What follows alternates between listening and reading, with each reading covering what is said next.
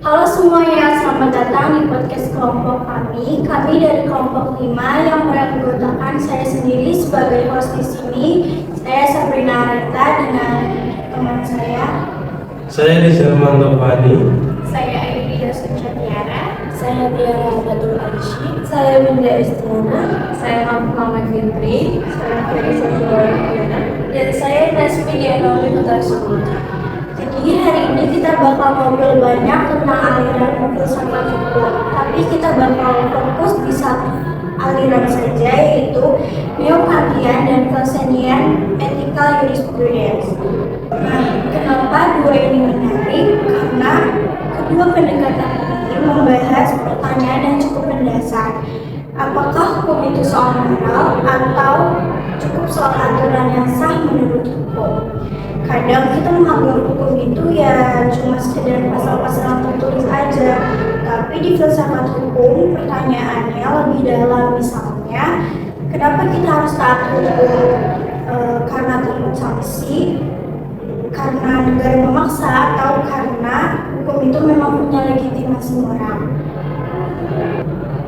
Dan disinilah perdebatan itu muncul. Ada aliran yang bilang kalau hukum dan moral itu nggak bisa dipisahkan. Tapi ada juga yang bilang kalau hukum itu harus dipahami secara terpisah supaya analisisnya jelas. Nah, Neo-Kantian dan Kelsen ini masuk ke perdebatan itu. Oke, sebelum kita masuk ke Kelsen, kita masuk dulu ke Neo-Kantian. Mungkin bisa dijelaskan dulu Neo-Kantian itu apa? Baik, saya akan menjelaskan. Neo-Kantian itu sebenarnya pengembangan dari pemikiran Immanuel Kant. Kant percaya bahwa moralitas itu berasal dari rasio dan kewajiban, bukan dari akibat atau manfaat. Jadi, sesuatu itu benar bukan karena hasil bagus, tapi karena itu memang kewajiban moral. Berarti fokusnya itu bukan pada apa untungnya ya, tapi apa yang harus dilakukan. Iya, benar. Nah, dalam konteks hukum, Neo-Kantian ini membawa ide itu ke level normatif. Mereka bilang hukum itu bukan sekedar fakta sosial, hukum itu norma. Dan penting banget membedakan antara fakta dan juga norma. Fakta itu apa yang terjadi, dan norma itu apa yang seharusnya. Jadi hukum itu masuk kategori yang seharusnya. Iya, betul. Dan karena itu hukum nggak bisa cuma dijelaskan pakai sosiologi atau politik. Berarti Neo-Kantian itu sebenarnya mencoba membuat hukum tetap rasional ya? Iya, mereka ingin hukum tidak sekedar dianggap roda kekuasaan. Kalau hukum cuma dilihat sebagai hasil politik, maka kita tidak bisa membedakan antara hukum dan sekedar perintah. Neo-Kantian menekankan bahwa hukum itu punya struktur normatif. Artinya, hukum itu mengandung klaim bahwa ia seharusnya ditaati. Dan ini penting. Kalau hukum hanya dilihat secara fakta sosial, maka hukum yang tidak adil pun sama saja dengan hukumnya yang adil. Padahal dalam praktiknya kita selalu bicara soal legitimasi. Tapi kalau hukum itu norma, berarti dia selalu mengandung klaim bahwa harus ditaati. Iya, dan di sini menariknya, Neo-Kantian melihat hukum bukan cuma sebagai aturan yang dibuat penguasa, tetapi sebagai sistem yang secara rasional bisa dipertanggungjawabkan. Jadi, bukan sekedar karena negara bilang begitu, tapi karena norma itu punya dasar rasional. Dan itu beda banget dengan pendekatan yang melihat hukum cuma sebagai alat kekuasaan. Kalau cuma alat kekuasaan, maka hukum nggak punya legitimasi internal.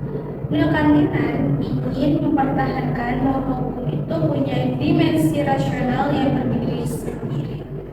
Berarti bisa dibilang mereka itu mencoba menjaga martabat hukum sebagai sistem normatif kan? Iya, kurang lebih seperti itu. Nah, dari situ muncul Hal Kelsen. Kenapa sih Hal Kelsen ini sering banget dibahas di filsafat hukum? Karena Kelsen itu mengembangkan pure theory of law atau teori hukum murni. Nah, dia tuh pengen banget hukum itu dipelajari secara bersih, yang berarti hukum itu dipisahkan dari moral, politik, bahkan psikologi juga. Nah, itu kenapa harus terpisahin? Supaya analisis hukum itu jadi objektif. Jadi kalau misal kita campur dengan moral, itu kan nanti jadinya subjektif. Kelsen juga mengenalin konsep current norm atau norma dasar. Ini semacam kayak asumsi dasar yang membuat sistem hukum itu sah.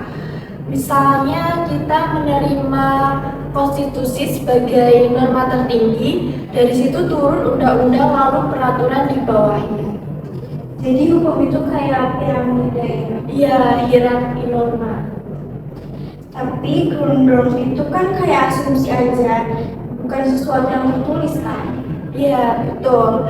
Current norm itu bukan norma yang tertulis di suatu dokumen. Itu seperti asumsi dasar yang kita terima supaya sistem hukum bisa berjalan. Misalnya, kita menerima bahwa konstitusi harus ditaati. Itu nggak selalu dijelasin kenapa, tapi kita konsumsinya itu sebagai norma tertinggi. Nah, di sini itu Kelsen itu sebenarnya udah sangat sistematis ya. Dia tuh pengen banget hukum itu seperti sistem logika. Jadi satu norma valid karena diturunkan dari norma yang lebih tinggi. Jadi validitas hukum itu bukan soal apakah masyarakat suka atau tidak, tapi apakah ia sesuai dengan struktur normatifnya. Jadi apakah hukum itu seperti sistem yang tertutup? Kurang lebih seperti itu, fokusnya internal bukan eksternal.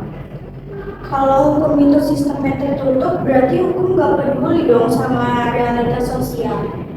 Bukan nggak peduli juga, tapi Kelsen ini tuh membedakan antara hukum sebagai norma dan kenyataan sosial. Misalnya nih, ada hukum yang melarang sesuatu. Kalau orang melanggar, itu faktor sosial, tapi norma hukumnya itu tetap harus ada dan berlaku.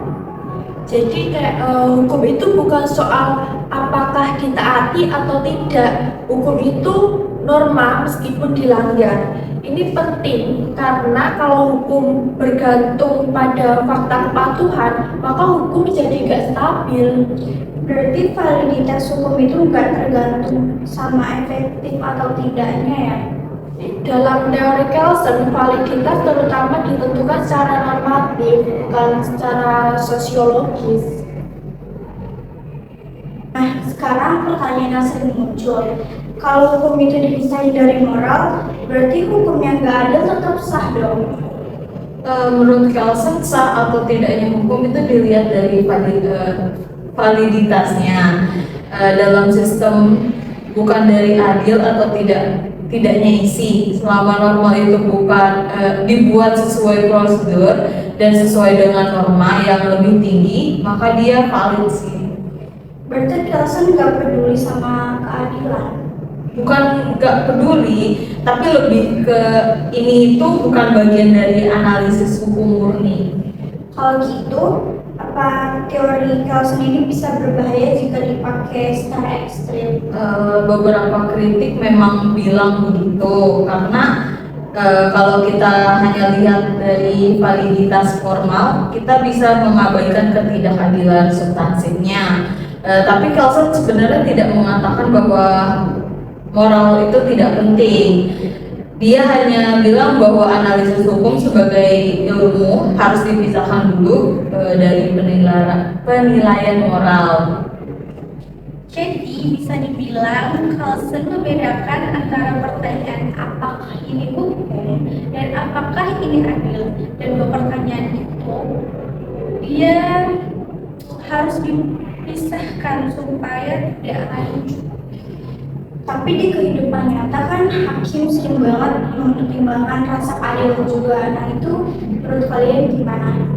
Nah ini yang bikin debat. Secara teori itu Kelsen ingin analisis hukum bersih dari moral, tapi dalam praktiknya itu sistem hukum tetap berinteraksi dengan nilai. Oke, mungkin kita bisa bilang Kelsen itu membantu kita memahami struktur hukum, tapi bukan berarti moral nggak relevan dalam praktik. Jadi sebenarnya yang dipisahin itu level analisis saya, bukan realitasnya. Iya itu poin. Nah, di sini tuh kritiknya muncul. Banyak yang bilang hukum gak mungkin benar-benar netral dari moral. Contohnya, kalau ada hukum yang sah secara prosedur tapi isinya diskriminatif, apakah kita tetap anggap itu cukup? Nah, ini menarik. Kalau hukum Nazi dulu, misalnya secara sistem itu sah, tapi secara moral itu bermasalah, itu gimana?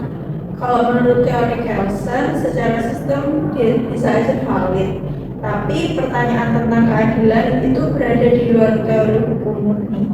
Jadi mungkin yang bisa kita ambil itu adalah Kelsen membantu kita memahami struktur hukum, tapi bukan menjawab seluruh persoalan keadilan. Kalau kita lihat sekarang banyak perdebatan soal judicial review dan atau uji material. Itu sebenarnya contoh konflik atau validitas formal dan keadilan substantif gak sih? Bisa dibilang gitu, karena meskipun undang-undang dibuat sesuai prosedur, kita bisa diuji apakah bertentangan dengan konstitusi atau prinsip hak asasi. Dan ini menunjukkan bahwa sistem hukum modern sebenarnya tidak sepenuhnya tertutup. Ada ruang untuk evaluasi normatif.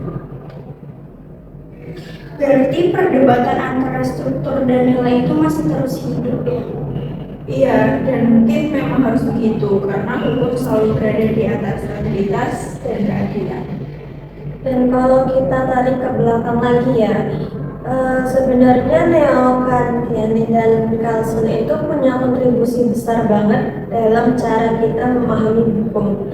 Mereka itu mengajarin kita buat melihat hukum sebagai sistem yang rasional dan terstruktur, bukan sekadar kumpulan aturan yang dibuat penguasa. Nah, Kelsen khususnya menekankan bahwa hukum itu sistem norma yang punya logika sendiri, dan keabsahannya dilihat dari strukturnya, bukan langsung dari penilaian moralnya. Tapi di sisi lain, diskusi kita jadi juga menunjukkan kalau hubungan antara hukum dan moral itu nggak pernah bisa benar-benar selesai. Pertanyaan tentang keadilan tetap muncul dan mungkin memang selalu akan muncul. Jadi mungkin yang bisa kita ambil dari pembahasan kita ini adalah hukum butuh struktur yang jelas supaya stabil dan konsisten. Tapi refleksi etis tetap penting supaya hukum tidak kehilangan arah. Dan mungkin disitulah menariknya filsafat hukum, karena ia terus mengajak kita berpikir ulang tentang dasar dari hukum itu sendiri. Baik, terima kasih telah mendengarkan diskusi kami. Semoga pembahasan ini membantu kita melihat bahwa hukum bukan cuma soal tentang pasal, tapi juga sistem norma yang mempunyai dasar filosofis yang mendalam. Sampai sini dulu podcast kami. Dadah.